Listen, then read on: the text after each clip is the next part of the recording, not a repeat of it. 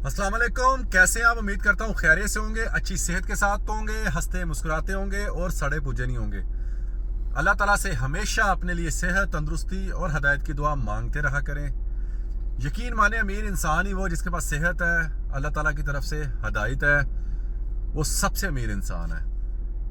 बेशक एक अमीर इंसान के पास पैसा, नौकर चाकर, बंगला, गाड़ी सब कुछ है, लेकिन सेहत नहीं है ना, तो उसे सब कुछ फीका लगेगा। वो कहेगा यार ये मुझसे सब कुछ ले लो, मुझे सेहत दे दो। तो अपने अपने प्यारों के लिए सेहत, तंदुरुस्ती और हदायत की दुआ मांगते रहा करें। हमेशा ये चीज याद रखें कि कभी किसी का हक मत मारा करें, किसी के साथ जुल्म ज्यादती मत किया करें, क्योंकि ये कहीं ना कहीं जो है वो आपको इसका बदला देना पड़ेगा। वो चाहे दुनिया है चाहे आखिरत है, आपको इसका हिसाब देना पड़ेगा। अल्लाह ताला हकूकुल्लाह तो माफ़ कर देता है, लेकिन हकूकुल इबाद नहीं माफ़ करता। इसलिए किसी भी, चाहे वो कोई भी है, कभी किसी का हक मत मारे। तो आज की वीडियो शुरू करते हैं। आज की वीडियो है वो पर्सनल विजिट वीज़े के बारे में, जिसको अरबी में कहते हैं ज़ियारा शख्सिया। कई लोग इस वीज़े पे यहाँ आते हैं सऊदीया में, लेकिन उनको पता ही नहीं होता कि हम इस वीज़े पे आए हैं। बात समझ आई? कई मुझे मैसेज करते हैं, भाई हमारा वीज़ा कैसे एक्सटेंड होगा? तो मैं उनसे पूछता हूँ आपका वीज़ा कौन सा है? जी हमारा फैमिली विजिट वीज़ा मल्टीपल। मैं उन्हें कहता हूँ जी जो स्पॉन्सर है आपके वो वीज़ा एक्सटेंड कर देंगे अबशर से। तो कह रहे हैं मुझे नहीं पता मेरे स्पॉन्सर कौन से। मैं जब कहता हूँ फिर वीज़ा दिखाओ, तस्वीर जब दिखाते हैं तो वहाँ जो है लिखा होता है पर्सनल विजिट वीज़ा, यानी ज़ियारा शख्सिया। अब फैमिली विजिट वीज़ा मल्टीपल और पर्सनल विजिट वीज़ा मल्टीपल दोनों अलग चीज़ है डॉक्यूमेंट तकरीबन सेम, कुछ चीज़ें सेम है, लेकिन इनके स्पॉन्सर में फ़र्क है। अब दोनों मल्टीपल विजिट वीज़े हैं। फ़र्क क्या है वो मैं आपको बता देता हूँ। सबसे पहले तो हमें ये पता होना चाहिए कि जो पर्सनल विजिट वीज़ा है ये है क्या। पहले तो हमें इसका पता होना चाहिए ना। पर्सनल विजिट वीज़ा वो वीज़ा होता है जिसमें जो यहाँ के सिटीज़न है ना, जो यहाँ रहने वाले सऊदी हैं, वो अपने आईडी से जो है वो किसी को भी विजिट वीज़े बुला सकते हैं अपनी मसूलियत पे।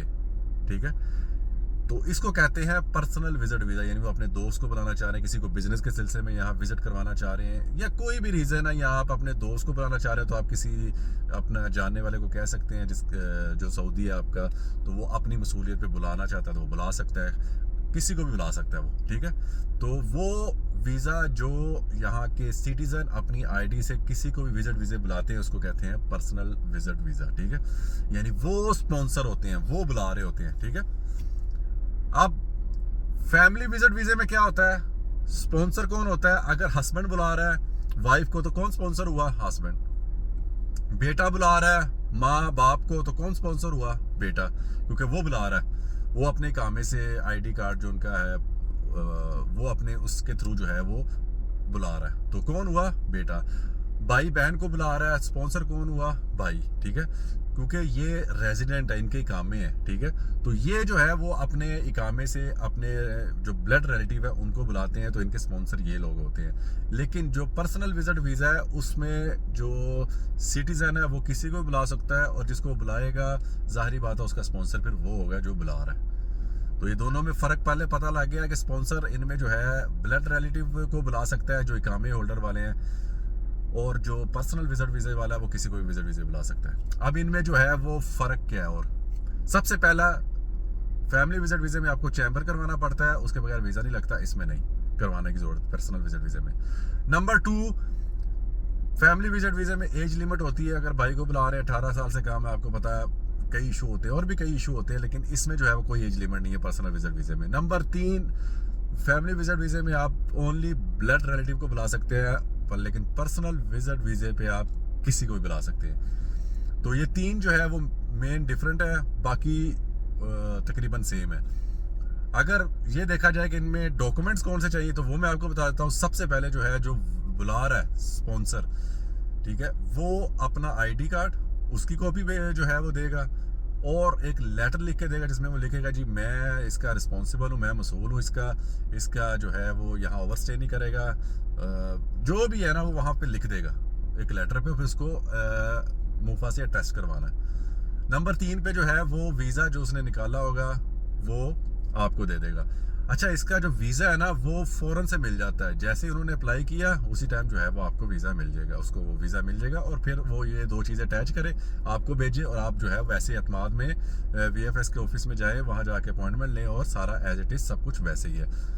अब जिनको बुला रहा है वो कौन से डॉक्यूमेंट अपने साथ लेके जाएं, पासपोर्ट ओरिजिनल ले जाएं, कॉपी ले जाएं उसकी, शनाख्ती कार्ड ओरिजिनल ले जाएं, उसकी कॉपी ले जाएं, 2-3 पासपोर्ट साइज़ की वाइट बैकग्राउंड में तस्वीरें ले जाएं, ठीक है। तो ये 3 तस्वीर चीज़ें हैं, ये आप साथ ले जाएं और 3 वहाँ से आपको मिल जाएंगी। तो ये टोटल जो है वो 6 होगी। ये 6 चीज़ें आपने जो है वो लेके एतमाद में चले जाना है। बाकी सारा कुछ एज इट इज़ वैसा ही है और वही पैसे वगैरह लगते हैं। अब वीज़ा जो दे रहा है ज़ाहिरी बात है वो कितने पैसे लेता है, ये वो जिनसे आप वीज़ा ले रहे हैं, जो जिस के थ्रू ले रहे हैं वही बता सकते हैं आपको। तो ये चीज़ें आपको मैंने बता दिया, पर्सनल विजिट वीज़ा है क्या और इनमें फ़र्क क्या फैमिली विजिट वीज़े में और पर्सनल विजिट वीज़े में, और इनमें जो डॉक्यूमेंट हैं वो कौन कौन से चाहिए वो मैंने आपको बता दिए। अब कई भाई जो है वो यहाँ पर्सनल विजिट वीज़ा लेकर आ रहे होते हैं, लेकिन उनको पता ही नहीं होता कि यार हमारा वीज़ा पर्सनल विजिट वीज़ा है और हमने जब वहाँ जाना तो 3 महीने के बाद जो है वो एक्सटेंड कराना, तो वो कैसे करवाएंगे। क्योंकि जो फैमिली विजिट वीज़े वाले हैं उनको तो पता होता है हमारा स्पॉन्सर ये इसने बुलाया, ये अपने अफसर पे जाएगा और वीज़ा एक्सटेंड कर देगा, नहीं तो एग्जिट री एंट्री कर लेंगे और अफसर से चेक कर सकेंगे कि जी हाँ जी अब हमारा जो है वो ये डेट शो हो गई है। लेकिन पर्सनल विजिट वीज़े में कई लोग यहाँ आ रहे हैं और उन्हें पता ही नहीं कि 90 दिन के बाद एग्जिट री एंट्री भी करनी है, ठीक है। उनको यही नहीं पता, और नंबर 2 उनको ये नहीं पता हमारा स्पॉन्सर कौन है, उनका नंबर कोई कॉन्टैक्ट या कोई आईडी कुछ है ही नहीं, बस वीज़ा पकड़ा और बस ये पता जी मल्टीपल वीज़ा है और आगे बस। तो जो भाई पर्सनल विजिट वीज़े पे आ रहा है तो डिटेल वहाँ से लेकर फिर आया करे कि भाई जिस स्पॉन्सर के थ्रू आ रहे हैं, जो इसका मसूल है, आपका उसके साथ कम से कम कांटेक्ट तो हो, कोई पता तो हो आपको जो है वो वहाँ जाके 3 महीने के अंदर जो वीज़ा एक्सटेंड करना है वो आपका कर दे, आपको एक्सपायरी डेट पता लगती रहे साथ साथ। अगर वो नहीं पता लगता आपको जो स्पॉन्सर है वो कहाँ है, तो फिर आपको हर 3 महीने ख़त्म होने से पहले जो है वो आपको एग्जिट री एंट्री करनी है। तो 3 बार जो है वो आप ऐसे एग्जिट री एंट्री करके अपना वीज़ा एक्सटेंड कर सकते हैं, ठीक है। तो ये कोशिश किया करें जिससे आप वीज़ा ले रहे हैं चेक करें, अगर पर्सनल विजिट वीज़ा है और यानी ज़्यादा शख्सी है तो उसकी डिटेल जो है वो जो इसका स्पॉन्सर है वो साथ लेकर आया करे, पता रखा करे, ताकि आपको यहाँ आके परेशानी जो है वो ना हो। यहाँ आके जो है वो पूछ रहे होते हैं वो एग्जिट एंट्री भी करनी हो, इसका स्पॉन्सर कौन है, अब मैं क्या करूँ, और वीज़ा एक्सपायर हुआ होता है और उन्हें पता ही नहीं कुछ होता। तो ये बड़ी इम्पोर्टेंट वीडियो थी जो मैंने आपको तफसील से बता दी है। उसके अलावा अगर ये भी पर्सनल विजिट वीज़ा जो है इसके बारे में कुछ पूछना चाह रहे हैं तो आप मुझसे कमेंट में पूछ सकते हैं, मैं आपको आंसर दे दूंगा। अल्लाह ताला आप सबको हमेशा खुश रखे, अपने हिफ्ज़-ओ-मान में रखे, और अल्लाह ताला आपके बच्चों के सर पर आपके माँ बाप का साया हमेशा कायम-ओ-दायम कायम रखे। इजाज़त चाहता हूँ, अल्लाह हाफिज़।